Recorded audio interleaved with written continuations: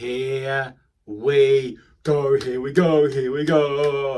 Okay, it was a bit of an exuberant start there from I'm Johnny King, but welcome to what I'd like to describe as a mega preview of Ireland v New Zealand, of the green versus the black, of the Emerald Isle versus the Shaky Isles, of number 1 in the world versus number 4 in the world.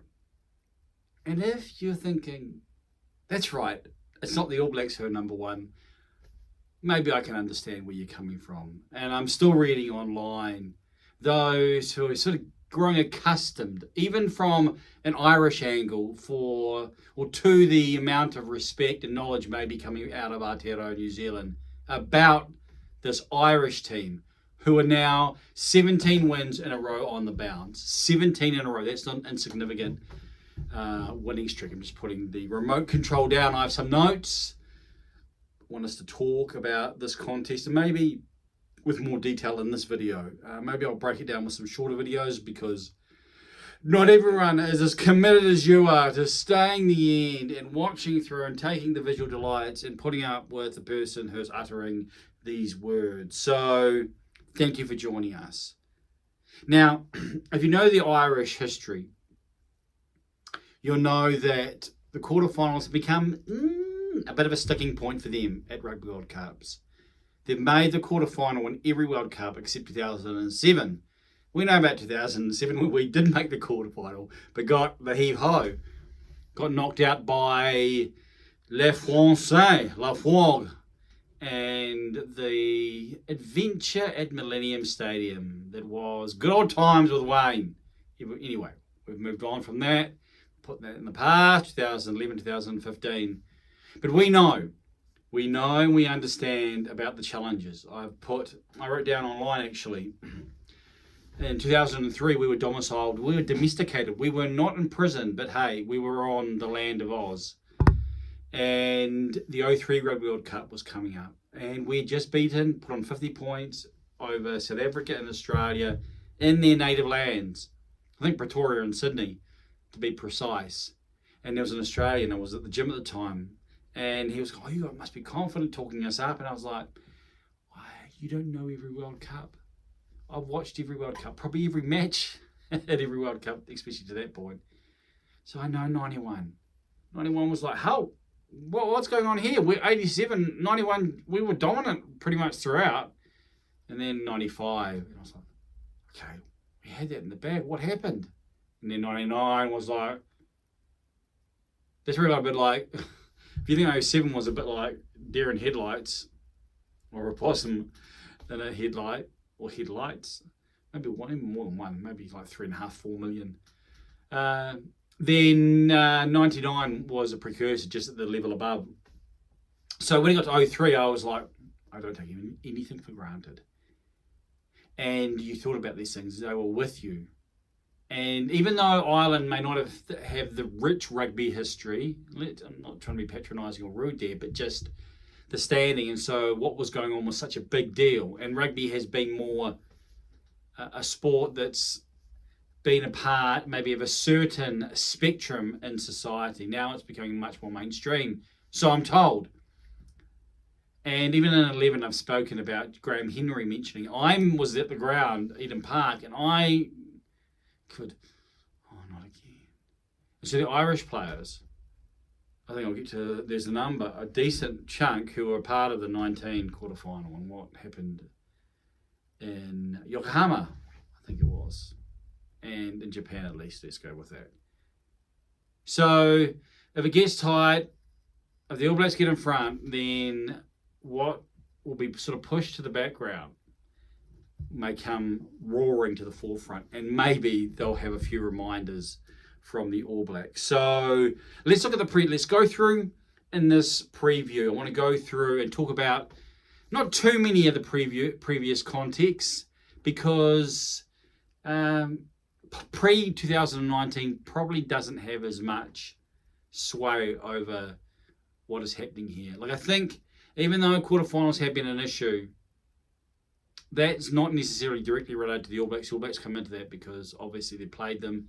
And there has been a bit of a rivalry, I guess. You can say there's some engagement, cultural engagement, 3 New Zealanders in the Irish backline. Hey, you got to work with what you got. An Australian on the other side, so there's the Antipodeans helping out their Irish friends. So the previous contest, I'm going back to previous 5. So we've got 2022, 3-test series in New Zealand. We'll talk a little bit more about that because that may be in a lot of people's reckoning and thinking, but I don't necessarily think it should be. And I'll explain why. And there was one in 2021, the time of COVID, so that implicated a lot of what transpired. And 2019, the Rugby World Cup quarterfinal. So we'll start there. The Rugby World Cup quarterfinal, and I'm speaking pretty quickly, 46-14 to the All Blacks. Now, if you watch rugby, you know that it was like, people were thinking maybe we're building, Ireland are building. Joe Schmidt had taken them and raised their level and had shown a lot of improvement. They'd beaten the All Blacks and they'd shown that they could, even if they didn't win, they'd push them to the brink. Of course, the famous Ryan Crotty trial, which actually we just watched this morning, I think 2014, and the Aaron Cruden, as they would type online, had the second opportunity to win the match. So when they happened in the quarterfinal, 46-14, Kiwis were pretty happy, and they thought maybe, well, here comes the final. No, you didn't look as close to home as you needed to, and you got tripped up by an English team, in fairness, that maybe their greatest performance in their recent history, at least. Certainly one that I've seen. So there was that contest at the Rugby World Cup. And then in 2021 November at the Aviva, so in Ireland won 29-20. So, and again, there are extenuating circumstances there for me. And so while we don't dismiss it and don't downplay it, it's still close enough where home ground advantage probably it provides that margin. So the 3-test series in New Zealand, if Ireland go on to win this Rugby World Cup, they'll look back on that series. And whether or not a lot of the things that happen are justified or were justified, it's what happens up here and what it does to a team's psyche. So the 3-test series, the first test match at Eden Park. New Zealand won, the All Blacks won 42-29. And I've spoken about this in another video. Joe Schmidt, who was a selector, was involved because John Plumtree had COVID. And so Joe Schmidt was involved, and the All Blacks looked different. They played, I read an article from a journo, runners a couple wide, and they were able to present pictures, one of the, not learnings, but pictures to Ireland that they weren't as accustomed, and they were able to put a decent score on. And so that was encouraging. It was encouraging for the All Blacks, encouraging for New Zealand. But in the test too, in the second test, pull yourself together, Johnny King. Ireland would win 23-12. Down in Dunedin, inside the click-clack, conditions ideal. You're thinking, if the All Blacks win the first test by that, bring on the second test when they can run right. However, Paper was the referee, and you may remember that Angus Tarwell, attempting to tackle Gary Ringrose, decided to give him a Liverpool kiss. Yes, it wasn't on purpose, unbeknownst in his own mindset beforehand, but such is the nature when two bodies are moving at speed. Maybe one of them is moving not as quickly and not as adroit, not as quick on the movement and the lateral feet. And in the 31st minute, Angus, pronounce it like a northern, Angus Tarwell, was given a red card. Excuse me, I may need some water here because this could be a long preview. So he was given a red card. Now, it wasn't, if that sounds like it's bad news, well, the All Blacks had already received, or two of the All Blacks players, Lester Whanganuku, Big Les, and Ofatunga Fasi had also received yellow cards. And so it was quite the card display. And that's not going to be very good for your performance. I think the All Blacks were down 10-7 at half time. They scored just on the break with Adi Sevilla, I think. And you thought, okay, they're going to pull it out. But what happened what you would expect. So 23-12. Did I say 29-12? 23-12. Maybe I got 29 in the first one, but 23-12 in the second. 42-29 in the first test. 23-12 in the second test to Ireland. I read that. I've just been reading it this morning from an article out of the Stuff on the stuff.co.nz talking about Angus Towell sent off against Ireland after colliding heads in an attempted tackle. There's a lot of talk about that. And I think Sam Cane in the article goes on about Sam Cane, tried to discuss with the referee and saying, well, there's movement there. And in this World Cup, this Rugby World Cup, it would have been a red card. So the third test happened and Ireland came out and were a machine in that first half especially. However, the All Blacks came back. And there was a really significant, interesting moment in the 50th minute. Andrew Porter head contact with Brodie Retallick. I'm quoting from a Rugby Pass article here. Because in the fullness of time, Brodie Retallick would basically have the Antoine Dupont injury and his cheekbone would be fractured or displaced from its regular positioning. And this is how the Rugby Pass article details what transpired. Barnes, and I'm quoting, Barnes explained that as Porter absorbed the hit as a passive tackler, it was adjudged to only have met the yellow card threshold, having been mitigated down from a red. Keep going, just continue to quote. Despite the tackle being passive, Retallick's HIA was very real and he didn't return to the field. And then later on, in the same article, quoting, former second row Jim Hamilton wrote, Brodie Retallick looks like he absorbed that tackle by breaking his eye socket. End of quote. So those are all quoted out of the article in the Rugby Pass. I don't think I have a URL for that, but you can find it, I'm sure, on their website if you're really that interested to check out the sources. So, and the All Blacks have talked just recently this week about, Foster basically said he went off, he should have stayed off, and Brodie Retallick's mentioned about what happened to him. So you see in the final score there, Ireland won 32-22. The All Blacks came back. They were behind by a long way. It was a big halftime deficit. They came back. If there had been a red card, then the series likely would have been 2-1 to the All Blacks. Can't change that. You can decide yourself whether or not it should have been a red. It doesn't matter now. It's 2-1 Ireland. That's in the record books. However, it is something that needs to be considered when you start using these as a basis for deciding what's going to happen in a match and what's going to happen in the future. As if this is your argument, your foundation for your argument, then it can only hold if the details, I think, hold. Because if your argument is based on numbers, which is what the final score is, then it's meaningless. You're arguing based on the details of what happened. And I think if Andrew Porter had been red carded in the 50th minute, then chances are the All Blacks got back to, I think, with 4 points.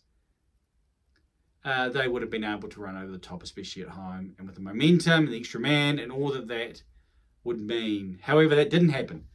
And if you notice in my quote, I mentioned his name, Barnes. I did. So Wayne Barnes was the referee in that third test. It's an all-English group who are officiating in this quarterfinal. But I think Wayne is quite significant. I don't think Wayne's significant for the 2007 quarterfinal. I think he could be for this quarterfinal based on what happened in that third test. Because Sam Cane knows, Brodie Retallick knows, there were a lot of players involved. That was obviously a significant talking point because it had a material impact on what happened in the final wash-up. And we know what's been Rugby World Cup 2023 and the yellows and the reds that have been given, and head-on-head has been a no-no.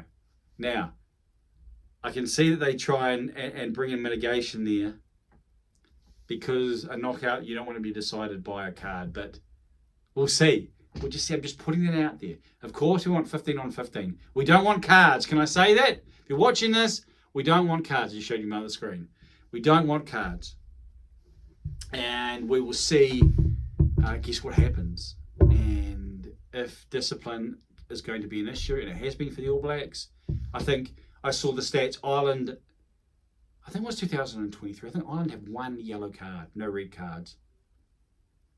I think the All Blacks have 4 yellow cards and 2 red cards. That's off the top of my head, so don't take that as gospel. I think I probably could actually find it because I did. Maybe I took a picture on the other. I don't know.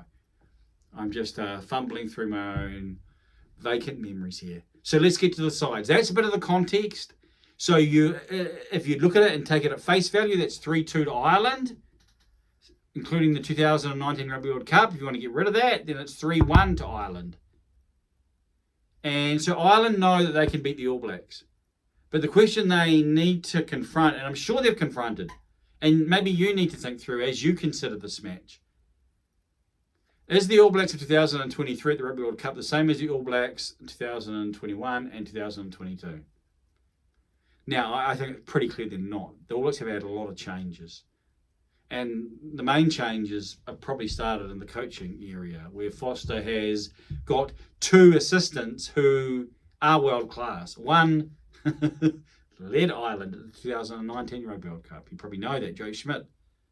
So that's been a big change. So there's big developments. Of course, Ireland have grown. They're on this winning streak where destiny feels like this crowd and this zombie song and all these good times and good vibes. Confidence is such a big thing in sport. So we don't underestimate that. They've grown as well, which promises a mouth-watering engagement.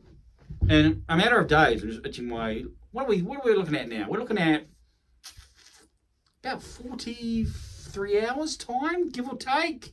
It's about 1 p.m. New Zealand time on Friday, 8 a.m. New Zealand time on Sunday.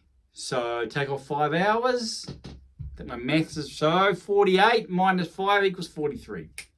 Hey, not too bad for a man wearing a weird hat. Right, the teams that have been named, and we will go through them. I'd actually had the All Blacks down first as I put them, but we should start with Ireland because they are the top qualifier. The named starting lineup is the same. I think there's 2 changes on the bench. So they are as follows. Andrew Porter and Ty Furlong. I want to say it in an Irish accent. Other props. A combination that have been together. Dan Sheehan being the hooker. A lot of experience. Obviously, there's a strong Leinster connection that's happening also. And Ireland know each other. This team have played together a lot. They are the well-watered, well-worn, well-worked machine of rugby. They look tidy. They look clean. I even got past the props yet. Or the hooker as well. The front row. But they're so tidy. Anyway, Ty Byrne and Ian Henderson are the second row. The Munster man, Peter O'Mahony. The raw bone, hard nose. Mentally tough, resilient, rugged, blindside flank. Josh van der Fleer. Is he the best 7 in the world rugby? He's certainly pushing there, is in the open side. And Caelan Doris. Yes, Caelan Doris. The stretchy number 8, who is a bit of a traditional number 8, more traditional than Ali Severe, of course, and yet is able to do things in the line-out, smart, tough, and resilient. Halfback. One known to this part of the world, Jamison Gibson Park. He'll be partnering the captain, Johnny Sexton, the 38-year-old first 5 fly half, who is a man on a mission. Inside centre, or second 5'8", as we call in New Zealand, is Bundy Arkey. Bundy Arkey, another one, left New Zealand for greener shores, Emerald Isle, and is just growing. His physical stature is such that he is much more of a battleship than when he left. Gary Ringrose is the outside centre or centre in the 13 jersey. Mac Hansen, good on you, mate. Out of Oz, Cobber is on the right wing. And Hugo Keenan come through the 7s and offers a lot for the Irish as the custodian. The reserves, replacements, is Ronan Kelleher, is a replacement hooker. Dave, I was going to say Dan, maybe David.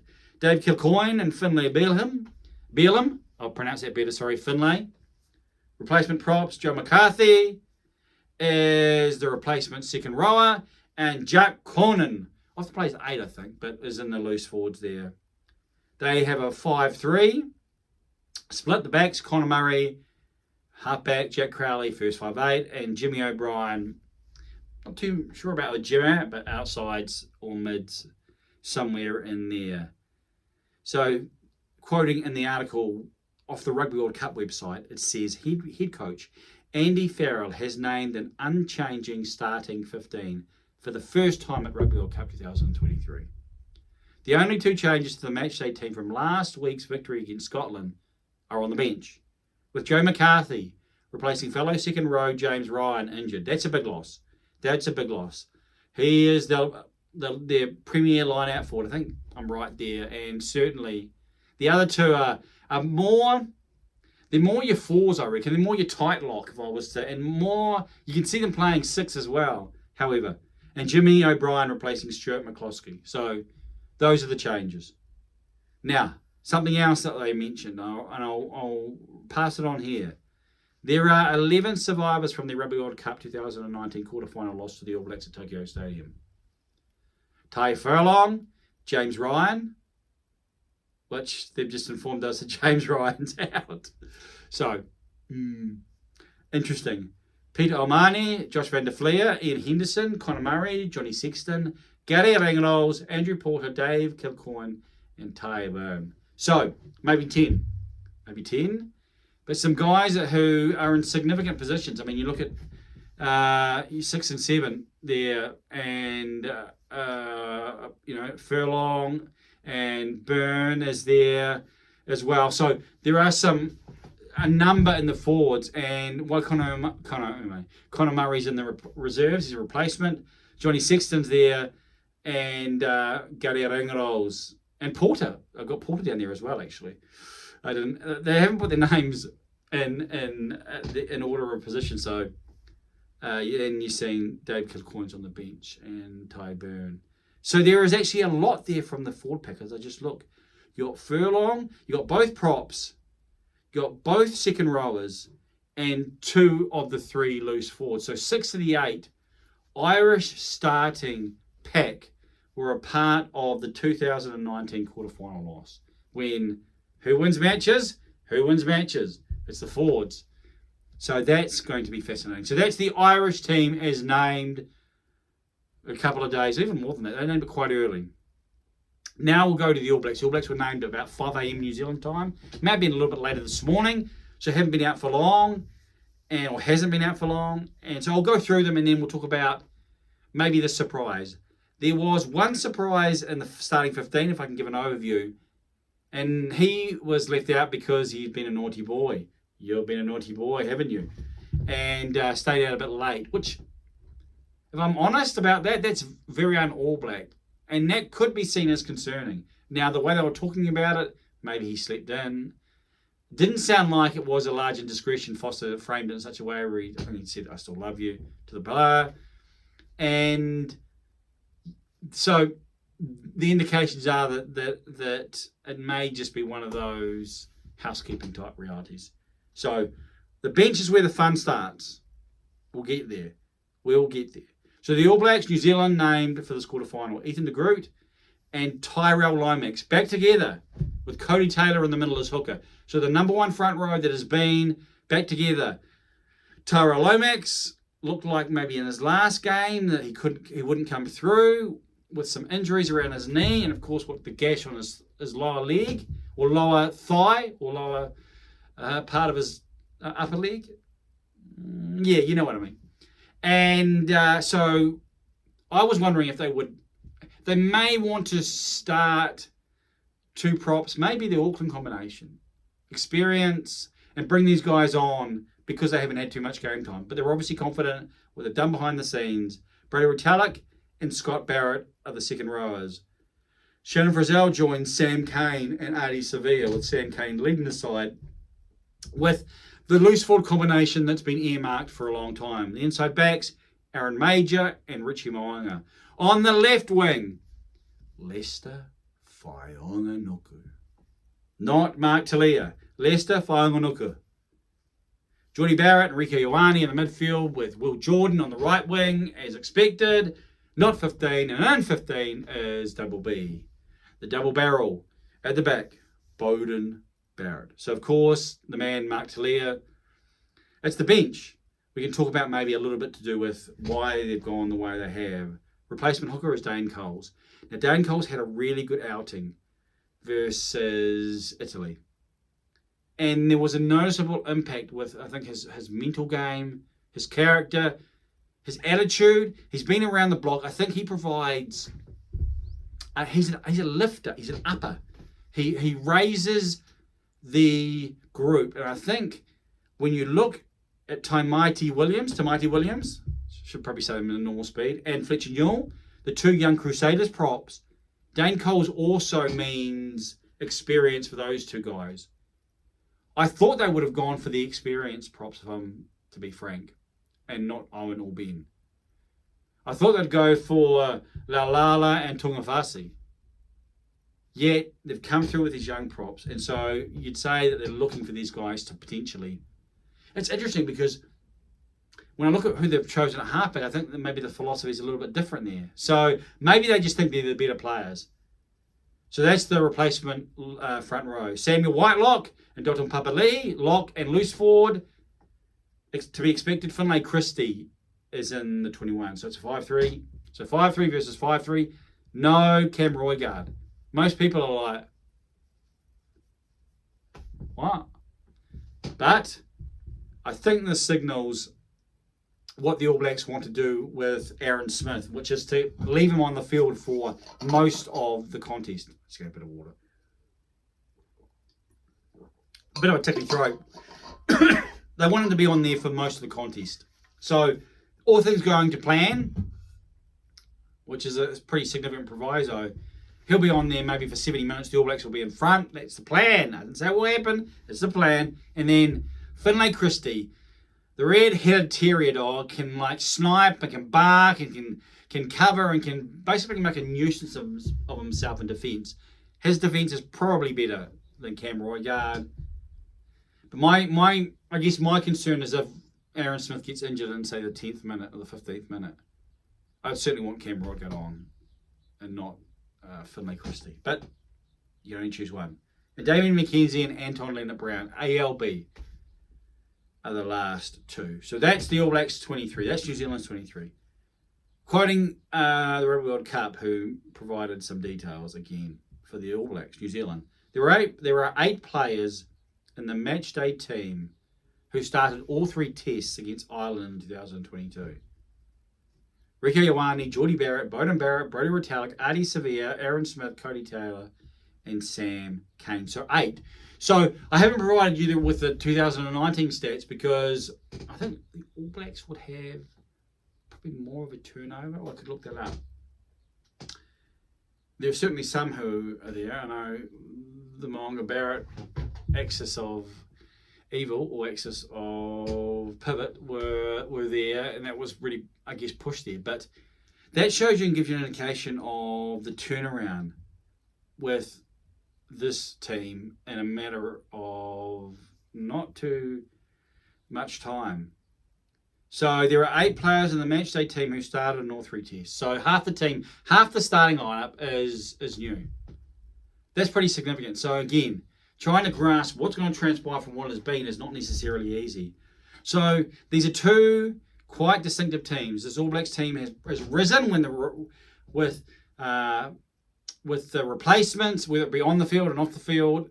Bit of a iffy period, you'd say, with the Boks at Twickenham, with France in the first match, and so we're not too sure exactly. However, my own reading of what's been this week has been pretty positive for the All Blacks. The vibe, if I'm looking for a vibe, and don't hear me as saying that therefore this is what's going to transpire or happen in the match, or this is a precursor, but the closest I can find is the sort of sense as before France in 2015. There was a hunger and there was a desire. There was like, we're going to redeem. We're going to do something here. This is our chance to be able to right what we perceive as being wronged in the past. That's sort of the sense that, and you hear it, how they're talking, how Coach Foster's talking, how Brodie Retallick's talking. They've been open and honest about their respect for Ireland, yet they're ready and they believe that they can do something if they put it together. So it's interesting. And Ireland have been very, very respectful. Someone asked me online, what's up with this? Because Andy Farrell talked about little old Ireland, and if the All Blacks have some respect for them. And I don't think he was trying to be sarcastic or facetious. I think he was just keeping things on the down low because he knows that it's on the field. He probably doesn't want to provide any fodder for the All Blacks. So those are the players. Now, what about some of the context of the test match of the 80 minutes? And so let's start with maybe some of the phases. So the scrum. The Irish scrum is very good, and it should be able to handle itself, especially with the starting props. I know more of the starting props, not so much the replacement props, but I do have a lot of respect for Furlong's been around for a while, but I do like the jib of Porter. The All Black scrum is a lot more proficient, a lot more effective, it has a lot more than what I think a lot of people in the Northern Hemisphere perceive. Because they look at things and they make a judgment like the French game. And Ethan de Groot's like frustrated after it. He's like, what's going on here? And he hasn't been out scrummed. He hasn't been like, oh, bigger and stronger than you. He's been out drilled, really. And Winnie Antonio has just said, right, it's more than one way to skin a cat. And so for the Groot, and you see this All Black scrum that does have strength. Another reminder is that Greg Feek was a part of the coaching setup with Ireland and with Joe Schmidt. So you've got that other connection there as well, as I talk about the scrums. So I think the scrums, there's a potential there for the All Blacks to surprise. Excuse me, getting excited. And so if the All Blacks can show something in that scrum, if the All Blacks are able to, early on, if you see the All Black scrum really begin to do their business, then it could be an early indication. So look out for that. And look out for it later on too, when the young All Blacks props come on.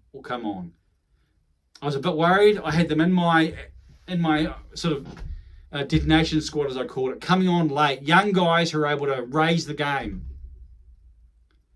And I saw Tamati Williams and Felicia Newell at Twickenham, and I thought, maybe we need to go experience. And I think the All Blacks selectors may have had that consideration, but they've been given more time, been given more observation. Tamati Williams was very good off the bench versus Italy.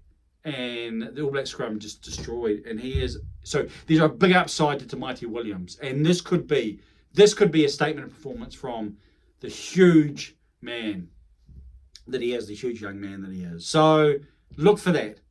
Potentially, not only early on, but if the All Blacks have it early on, then take note of that. Take note. Lineouts, we saw in the biggest match for Ireland, they struggled. I think they lost their first 4 of their 5, maybe their first 5 lineouts. But then they were able to pull it together, and they only lost one more. So maybe it was 4. I did a review video and I documented that, so that's just off that top. If you really are interested in that detail, it's in there on the channel. So, but the Irish line out without James Ryan, I put down here the height of the jumpers. You got Burns 1.98 m. Again, I just googled these, so I think they came up on their wiki pages. Burns is 1.98, Henderson is 1.99, O'Mahony's 1.91, Van der Fleer is 1.88, and Doris is 1.93. So you'd think that maybe that Doris is going to be their third option, and that's probably to be expected. But though I'm sure that they're looking at how to try and manipulate both the All Blacks line out, because the All Blacks line out, I would think it's a little bit more ready to be able to contest, and we'll see if that actually happens. If you had Sam Whitelock out there, then even more so. But because the All Blacks line out there, their jumpers are Rotalic at 2.4 meters. Barrett, Scott, 1.97. Frizzell, 1.95. So that's a big 6. Frizzell is a big 6. Kane, 1.89. And Ardy, 1.88. So not much difference, but Shannon Frizzell, not just because of the line-out, but he could be the one player who is talked about the most at the end. And if that happens, then the All Blacks are going to be winning. No surprise there. Now, that's the scrum. That's the line out. Kicking game, well, they've both got proficient and efficient kickers. All Blacks with Moanga and Barrett, and Geordie Barrett as well, who's got the big kick, who kicks for touch, and has been pretty okay. Missed touch once versus Italy. Talked about that afterwards, early in the second half, so that wasn't good. Ireland probably don't have, I'm just thinking now as I speak, like Sexton, he's that shrewd, sly, experienced marksman, experienced game controller. So he's seen it all. But Bunyaki's not a kicker. So Jamieson gives him Park will kick. Aaron Smith kicks as well for the All Blacks. But it's probably James Lowe, who their other individual, Hugo Cannon will kick. James Lowe has a large left boot. And it's one of the reasons why fullback can be his position, because he has that ability and they'll use that a lot. And it'll be interesting to see how the kicking game is used with the lineouts and whether or not sides play for territory more. Is it going to be kick tennis, back and forward, or are we going to see one side maybe take the initiative? Or is that too much of a risk? Because this next context, and I'll probably do a video on it, is for me is the key, the breakdown, the clean and the jackal, the clean and the pilfer, the clean and the turnover. Those two phases. The clean, when you've got the ball, your teammates tackled, and you're going over and you're getting rid of the defenders, so you got quick ruck ball. Or the jackal, when the guy's been tackled and you're on your feet if you're the tackler, you've put your rubs up to indicate a clear release, or you're the second man in and you're turning over the ball. Both sides, especially Ireland have, it maybe you could say down to a fine art. Down to a fine art. So if the All Blacks are not able to provide both clean ball when they have it, but also turn it over, then it'll be a long night. Won't be an afternoon because it's 9 p.m. France time. That will be significant. If the All Blacks get fast, clean ball, circa Mount Smart Stadium versus the Box, and they're able to then to get their runners who are running downhill, then the score could get away from Ireland. The All Blacks still have that potential. People are sleeping on them a little bit, and while I can understand that, just be careful, because what happened at Mount Smart, if the All Blacks start strong, can easily happen at Stade de France and Saint Denis. So the breakdown, who's going to be the one who's going to jackal? The All Blacks have a couple, Kane and Artie, both can do that. I'm just thinking of his name now, and Cody Taylor, evaporated in my mind, is another really effective at the jackal. And one name that you may not expect, but he does it so much for the Crusaders. And on the wide channel, I would look for him, and Leicester Whainganuku. That's one of the reasons why I'd have him there, because he's so effective. And if Ireland do break, don't be surprised if he wins a couple of penalties when they're really required. Of course, Ireland have their men as well, and they have a number who do it. Of course, you've Van der Fleer, you've got their other loose forwards, and many other players they have. You've got guys like James Lowe does it. I've seen James Lowe in that Springbok test, able to get there, get over the ball. They're good-sized individuals, but he's a good-sized individual. And, of course, Leicester Whainganuku is a good-sized individual as well. So it's incumbent on all players, maybe give or take a first five or a halfback, to be able to get over the tackle players. So it's not like it's just going to be limited, but those maybe who have a more of a preponderance. I'm just thinking of, I just remember Conor Murray do it versus the Box late in the game. So there's a halfback. I just said they don't have a preponderance, and there you go. I just contradicted myself. Hey, it happens. So all the players, I'm just thinking even for Ireland further, and I'm thinking that maybe their hooker and Dan Sheehan and Ronan Kelleher as guys who have that athleticism, and it's certainly their second rowers, especially Byrne. I think they'll look to, if there's space between the man being tackled and maybe the first teammate and the second teammate, if there's a space there, then there could be a lot of turnover ball. The All Blacks want fast ball. The All Blacks will want continuous type ball. And so Ireland showed, I think, against South Africa that they can still win even if it's not fast ruck ball. The All Blacks have fast ruck ball. Ireland may even have faster ruck ball. But that depends on who the opposition is. And so look for the breakdown. Look for the turnover. Look for how well each side's able to protect the ball when they're phasing away. Because a lot of phases. I mean, I watched the All Blacks, I think it was 2014, when they went through, 22 phases or something ludicrous like that to score at the end. I just mentioned it previously, earlier in this video. You've got to be able to clean when you have that many phases. You've got to be able to get around the field. So fitness and all these factors will come into it. So Ireland, when they play their rugby, it just looks tidy. It doesn't look messy. The players know where to go. They're not just running and hoping. They have clarity about it. So can they maintain that? Can they maintain that under pressure? And can the All Blacks put them into the hurt locker where maybe they have to get outside their rhythm? If this is their DNA, if this is how they work, if you require different parts to be added, or you're trying to sort of jig a replacement because the Pistons have gone, you're in trouble. So let's look at some of the matchups, some of the individual matchups maybe, or some of the players.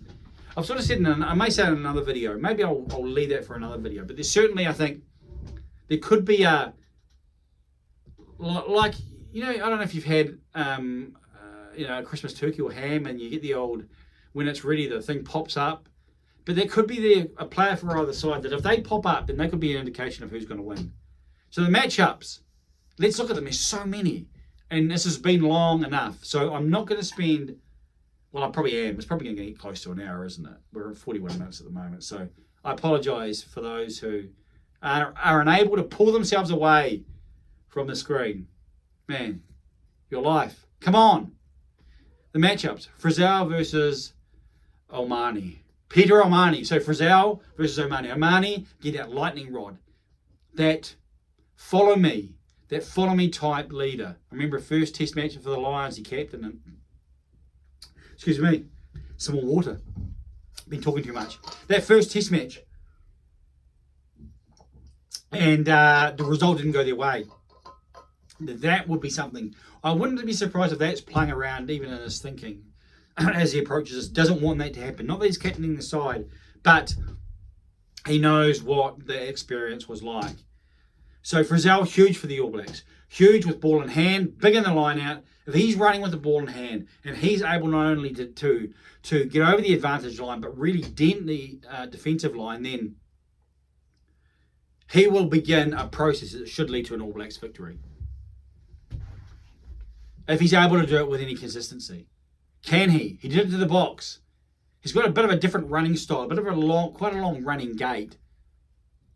And so Ireland aren't as experienced with him as they probably would have liked. And he hasn't played maybe to the levels that he's played recently, which is why the NZRU want to keep him in New Zealand.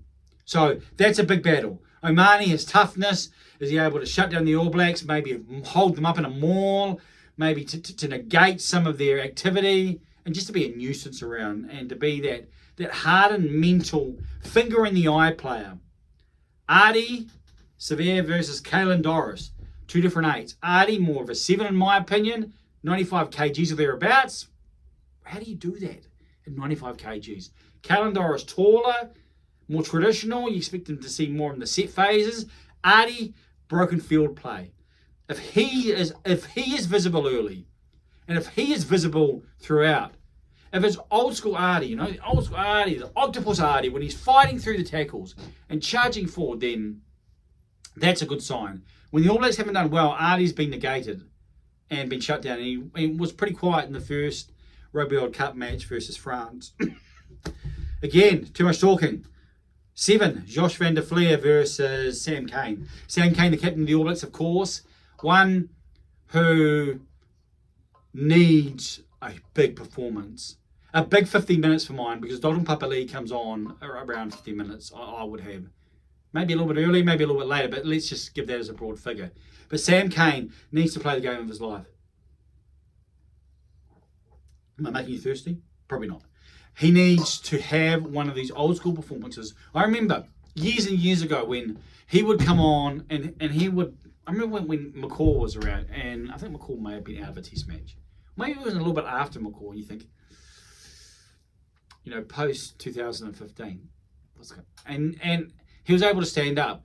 So whether or not they play a game plan that suits him, maybe he plays tighter and plays really physical. So almost not a left and a right type flanker, but Artie and Sam Cane maybe play. I said it there, the old slip, same, quite similar maybe, and they're both maybe in the same places, and that could be a way of maximising their work. Maybe the game plan will be a lot of inside balls. We'll see probably a lot of Lester Whanganuku taking it in close, so not testing out maybe the legs of Kane. And maybe Artie is in the wider channels, but I think that's where Lester Whanganuku can help out Sam Cane as well. Now I'm doing well. And in the breakdown, and can potentially make it easier. I was actually encouraged. It was in the last match when right near the end, and Kane was the one who covered. So it showed a good engine. It showed a good attitude. So if he can have a big match, then potential for him to rewrite a lot of how people view him. Aaron Smith versus Jamison Gibson Park. Two Kiwis, two elite halfbacks. You'd say, well, where do you place them? Well, in the top three. Where you put DuPont, some people put Aaron Smith in front of DuPont because Aaron Smith is more traditional, does the job passing. You may put DuPont on top, then Aaron Smith and Jamison Gibson Park, probably 2 and 3. You may disagree. They're certainly up the top there, and Gibson Park does a lot. Like for someone to displace, to get above Conor Murray, when Conor Murray was so rated, it's pretty significant. And he come out of New Zealand. I think I saw him in the under-20s and thought, okay. But didn't really get an opportunity. And shown when he's been back and he's got the confidence and he knows what he's doing, what he can offer. So that's going to be an interesting battle. Now at the back line, of course, Monga versus Sexton. Sexton 38, the conductor, the Grandmaster Jaffa, the one who's able to unleash and unlock. Will they target him? Will they go after him? Richie Mo'unga has some of the best feet, no matter what position they are in the world of rugby. Loved his touch rugby. Is quick and is strong. Is good on the defence as well. If we could see Richie Mo'unga look to take Sexton, he may try that. He may say, well, this guy's older legs. Sexton, of course, has been durable enough, but he's got the experience, and Ireland have fired under him. So it's not like you can discredit the guy and try and demean what has happened. However, you can expect Route 1 and Frizzell to be running at Sexton. And off the back of that, maybe, if the numbers are there, that it won't be pass from Richie Mo'unga, but it'll be dummy step. And to see him use those gifts.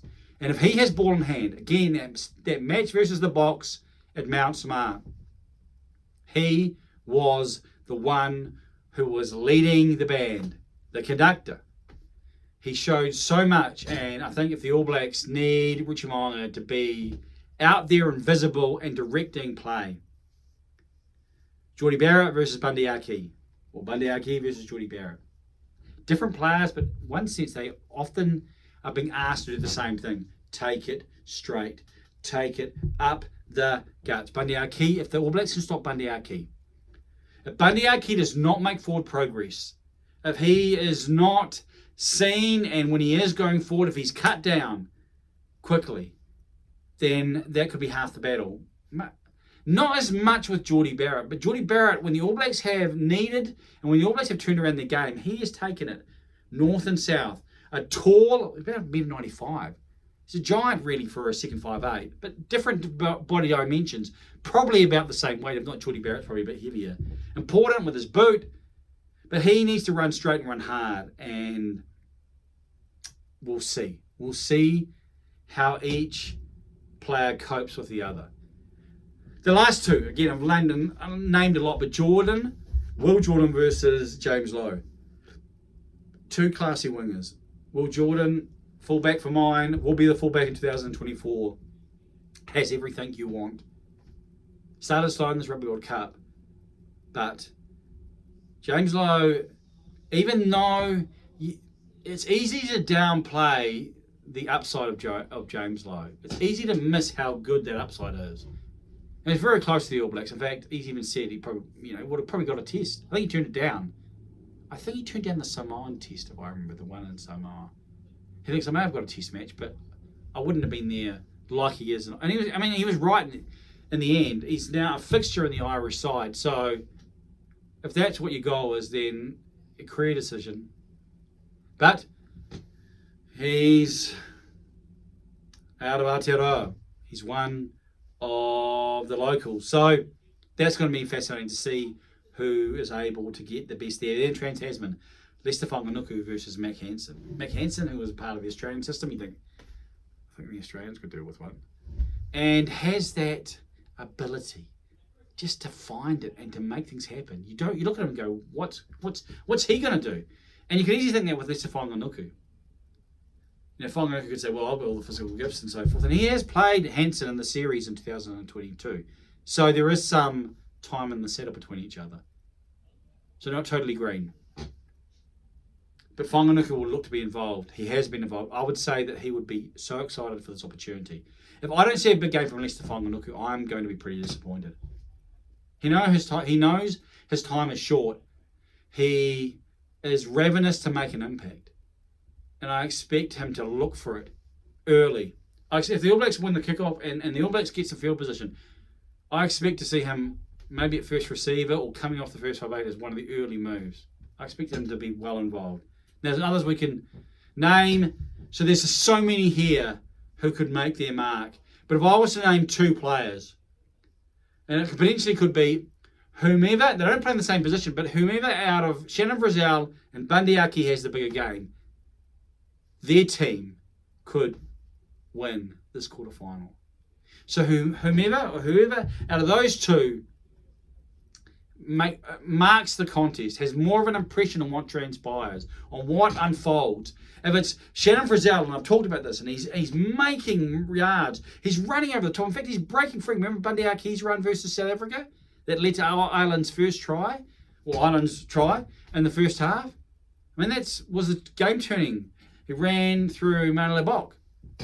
If Bundy Aki's able to do that, conversely, if Shannon Frizzell's able to do that, something akin to that, then that could be that little indication of the side that's going to win. Now, the kickoff times, I'm going to provide some kickoff times around the world. I've written these down because if you're watching this and you're not inside New Zealand, or maybe you're not too sure about when it will be, maybe I can give you enough indication that even if you're not from one of these places, that you can still work it out. So the kickoff is 9 p.m. local time in France. So a late kickoff, that's interesting, which is 8 a.m. in New Zealand time. So 9 p.m. Saturday kickoff in France, 8 a.m. Sunday kickoff into New Zealand. It's a 9 p.m. Saturday night kickoff into South Africa. So, same time. It's an 8 p.m. kickoff into London, UK. So an hour back. It's a 4 a.m. Sunday morning kickoff into Tokyo, Japan. That's not much fun, is it? And probably Australia is sort of in between that, maybe around 6 a.m. And it's a 12 p.m. Saturday afternoon kickoff into the into the City of Angels, Los Angeles, USA.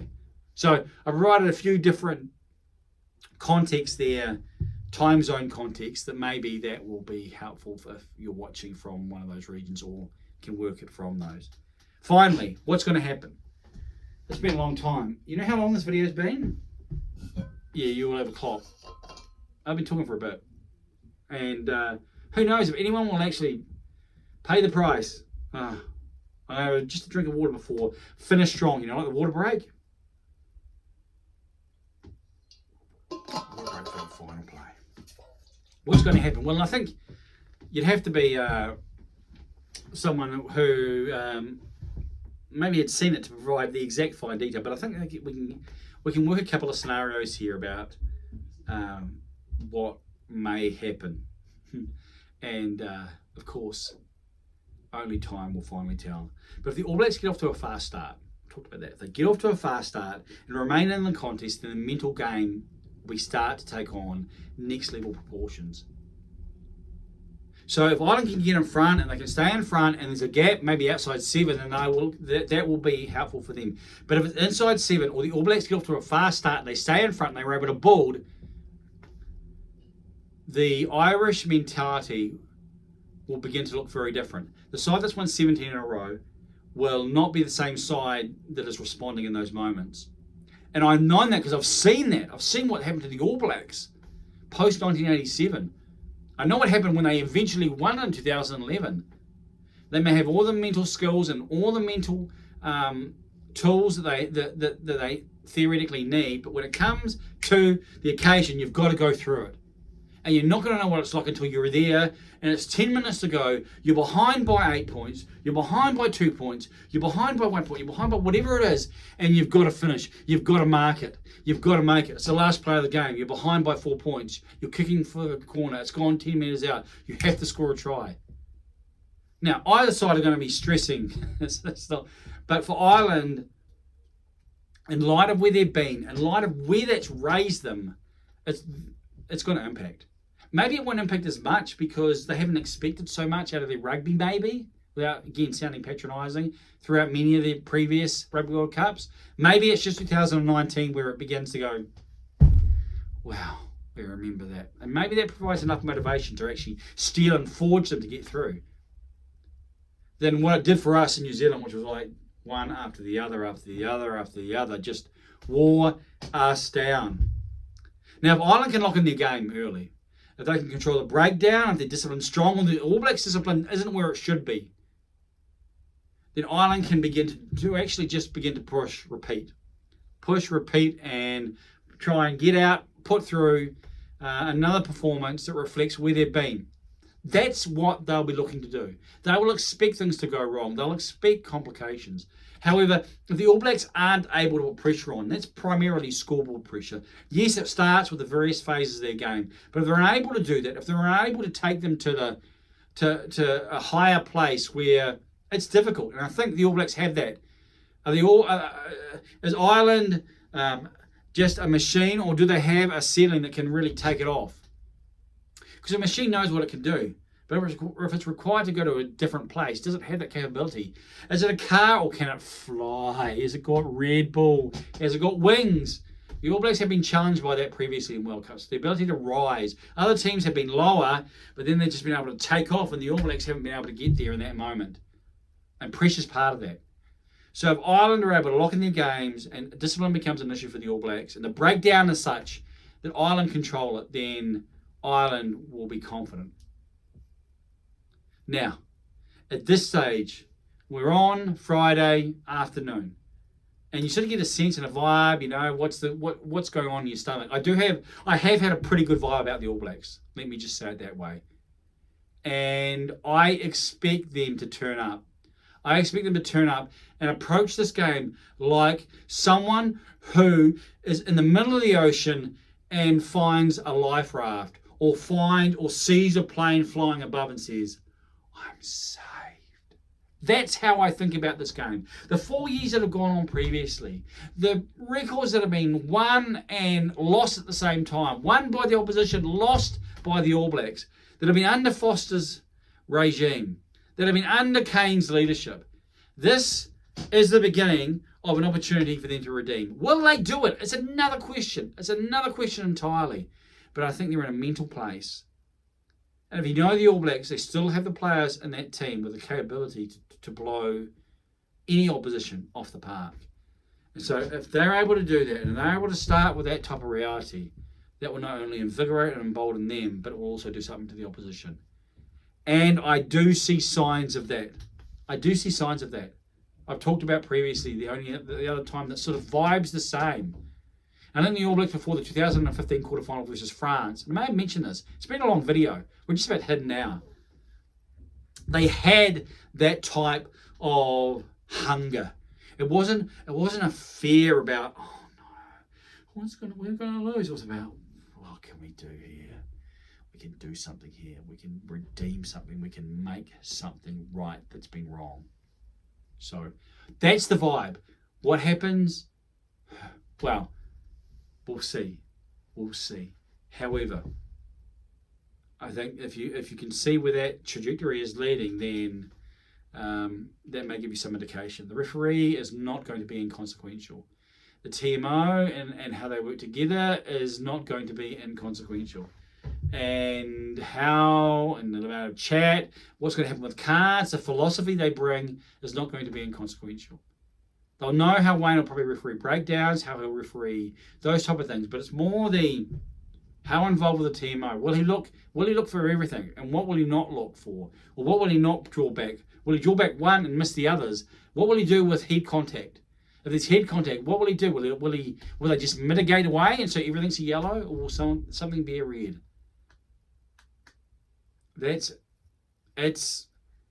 I wouldn't be surprised if we see some type of, I don't want to say red card, but at the same time I do want to say, because yeah, that does have a little bit of, there's sort of both ways. There's a bit of that vibe there for a red card, but there's also, in light of Wayne, I think that anything could be mitigated down. So discipline on both sides. Hopefully they're both disciplined. It's 15 on 15, and we can see the best side out of Ireland, number 1 in the world, the New Zealand, number 4 in the world, the All Blacks, 3-time winners of the Rugby World Cup, Ireland, who are yet to make it past this point. It is a contest that has the rugby world salivating for more. What say you? I'll leave it there. I've said a lot, probably said too much. I'll probably do other videos. You may not get through much of this. You may get through a lot. But what say you? Out of all that I've talked about, out of all that's been mentioned, whether it be the teams that have been picked, New Zealand versus Ireland, Ireland versus New Zealand, James Ryan missing for Ireland, maybe Cam Roigard missing for New Zealand, Mark Taylor, does that say anything? About the line-out, about the scrum, the All Blacks props, their lack of recent play, the ability for the All Blacks to rise, the ability for the All Blacks maybe to have a greater ceiling, which I think they do. If they all put it together, if the All Blacks played their optimum, I think the All Blacks win. Yes, I'm out of New Zealand, but I think the All Blacks win. I just don't think they've been playing to the optimum. I don't think they've had the unit there leading them that's been required. I think if the All Blacks have what they have needed or required to actually grow the soil through, whether it be the structures and coaching, then they would flourish. And we've been progressively getting back to that point since I think Joe Schmidt and Jace Ryan have come in there. So I think the All Blacks have it. But do you disagree? We know what the Ireland machine is going to produce. Can it raise the roof? Is there a set phase that could be tricky? Which player?